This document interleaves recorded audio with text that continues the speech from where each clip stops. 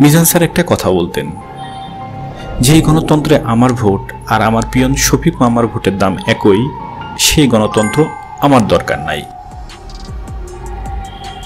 এই গণতন্ত্র চর্চা করে বাঙালির কোনোদিনই উন্নতি হবে না। গণতন্ত্র তাদের জন্য যারা সবাই শিক্ষিত, যেটা চর্চা হয় ইউরোপ আমেরিকায়। তাদের শিক্ষার হার 100%। অন্যদিকে আমাদের প্রকৃত শিক্ষার হার এখনো 50%-এর নিচে। যে দেশে এক প্যাকেট আকিস বিড়ি দিলে একটি ভোট পাওয়া যায়, সে দেশে গণতন্ত্র কোন অবস্থায় আছে তা আপনারা সহজেই অনুমান করতে পারবেন। এখন চলছে বাংলাদেশের গণতন্ত্র চর্চার পরীক্ষা। কয়েকদিনের মধ্যেই দেখা যাবে এই গণতন্ত্র চর্চায় কে বা কারা এগিয়ে।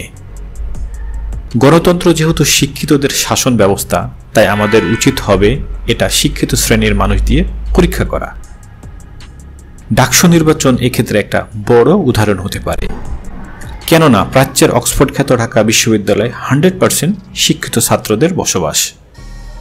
এক কথায় বলতে গেলে এদেশের সব থেকে মেধাবী নক্ষত্রদের এটি আবাসস্থল। তাদের ভোটের রায় বলে দেবে বাংলাদেশের গণতন্ত্র কোন দিকে যাচ্ছে নিকট ভবিষ্যতে।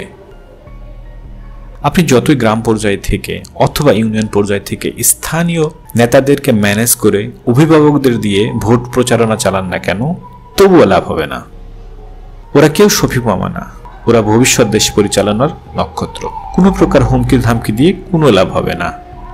ডাকসু নির্বাচন বলে দেবে বাংলাদেশের গণতন্ত্রের প্রবেশদ্বার কোন দিকে যাচ্ছে। আমার পার্সোনাল ওপিনিয়ন, ডাকসুতে যে দল বা যারা জয়ী হবেন, আমাদের উচিত হবে সে দলকেই পরবর্তীতে নির্বাচনে ভোট দিয়ে জয়যুক্ত করার। আর যাই হোক, দেশের নক্ষত্র তুল্য ছাত্ররা তাদের নেতা নির্বাচন করতে মোটেও ভুল করবেন না।